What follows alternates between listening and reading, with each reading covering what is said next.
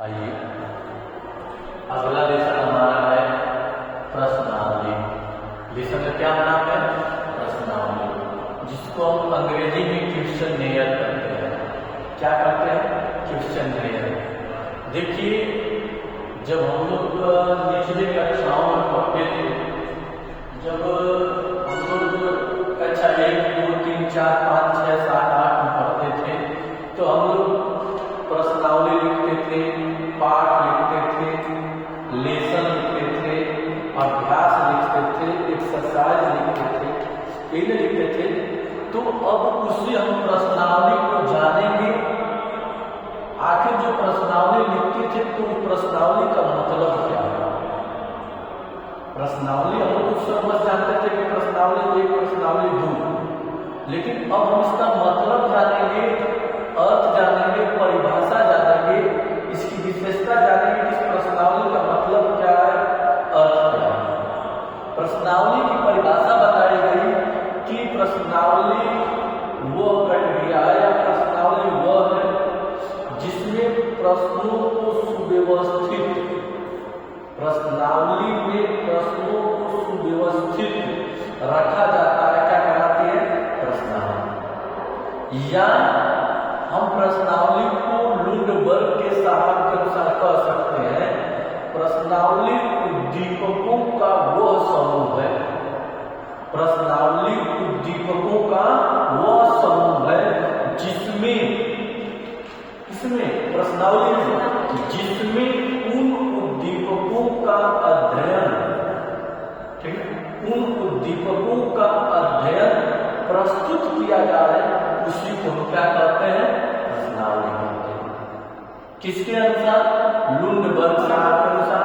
कोई भी पूछे आपसे परीक्षा में कि प्रश्नावली क्या है, तो आसान भाषा में आप तुरंत कहिएगा, प्रश्नावली प्रश्नों का समुचित, प्रश्नावली प्रश्नों का समुचित व्यवस्था है जिसमें प्रश्नों को सुव्यवस्थित तरीके से रखा जाता है, प्रश्नावली कहते हैं।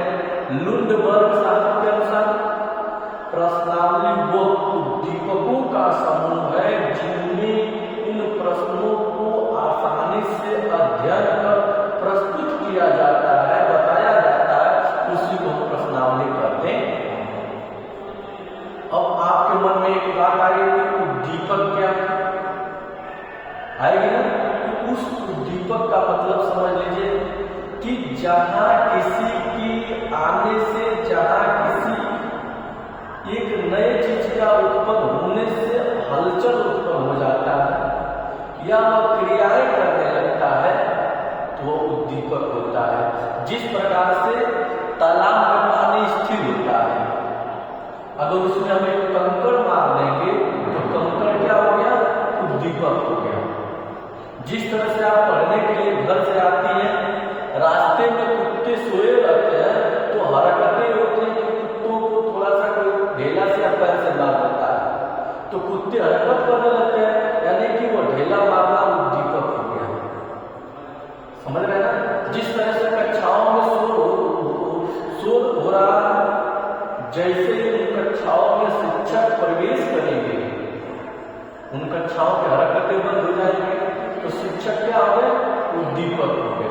इसलिए उद्दीपक का मतलब समझिएगा, जिसको अंग्रेजी में शायद स्टिमुलस कहते हैं। याद रखिएगा, अब जब बीएड बीटीसी करेंगे तो आपके सामने चीजें आएंगी, ठीक ना?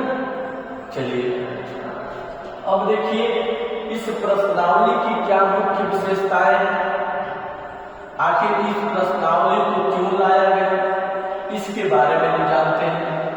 देखिए, प्रश्नावली की सबसे पहली विशेषता है प्रश्नों की उपयुक्त संख्या।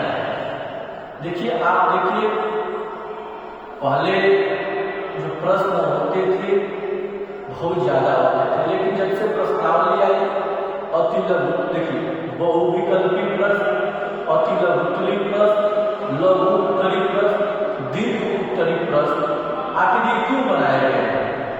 सुव्यवस्थित क्यों बनाए गए? उपयुक्त क्यों बनाए गए? उत्तर लिखने वाले पर बल न पड़े, उत्तर लिखने वाले पर कोई दिमाग अलग से अतिरिक्त बल न लगाना पड़े, इसलिए बहुविकल्पी प्रश्न, अति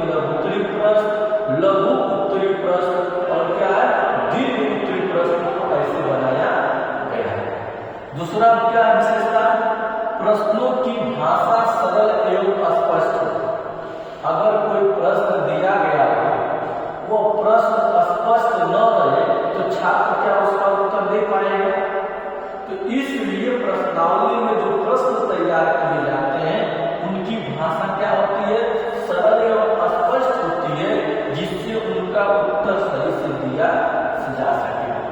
अगला निष्पक्ष प्रश्न, जो प्रश्न तैयार किए जाते हैं प्रश्न की तरह होते हैं, उसमें किसी के पक्ष नहीं।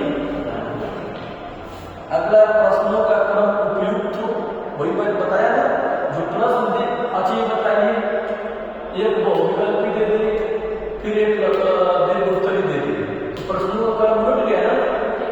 इसलिए प्रश्न का क्रम क्या होना चाहिए, उपयुक्त होने चाहिए, और जो प्रश्नावली हो आकर्षक।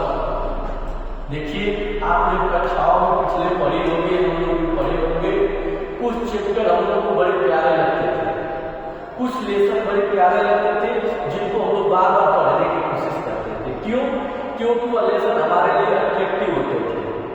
और कुछ ऐसे लेसन, कुछ ऐसे प्रश्नावली बने थे जिनको हम लोगों को टच करने का मन नहीं करता था।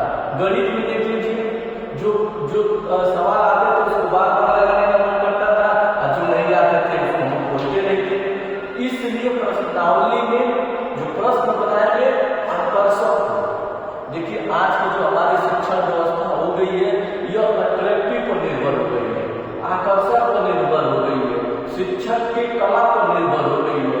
क्योंकि आजकल के जो बच्चे हैं सबको पता है कि इस चीज का ये चीज क्या होता है, क्योंकि उनके पास ऐसे यंत्र हो गए हैं। मोबाइल है, अगर आप कोई प्रश्न बोलेंगे तो मोबाइल में तुरंत गूगल कर लेंगे, तो अब उनको किसी भी प्रश्न का उत्तर वो स्वयं ढूंढ ले रहे हैं। अब उनको यह बताने की जरूरत नहीं है, अब उनको यह बताने की जरूरत है उस प्रश्न का उत्तर कैसे उनके दिमाग में हमेशा बना रहेगा। इसलिए जो शिक्षण व्यवस्था, जो प्रश्नावली व्यवस्था बनाई जा रही है, वह आकर्षक बनाई जा रही है, ताकि बच्चों को अच्छे से समझ में आ जाए। तमाम प्रकार के आप देख रहे हैं टीचर, चाहे वजह सर को ले लीजिए, खान सर को ले लीजिए, बेकुंडे सर को ले लीजिए, इनकी जो शिक्षण का क्या, शिक्षण व्यवस्था क्या, एक कला का केंद्र बन गई है, समझ रहे हैं। इसलिए प्रश्नावली की भी जरूरत होती है। प्रश्नावली कैसी हो, आकर्षक हो, क्रम उपयुक्त हो, निष्पक्ष प्रश्न हो, प्रश्नों की जो भाषा सरल हो, स्पष्ट हो, और जो प्रश्न उसमें बनाया जाए वो उपयुक्त हो, तब जाकर के इस प्रश्नावली का अर्थ और परिभाषा का मतलब समझ में आएगा, नहीं तो फिर समझ में नहीं आएगा। ठीक है, धन्यवाद।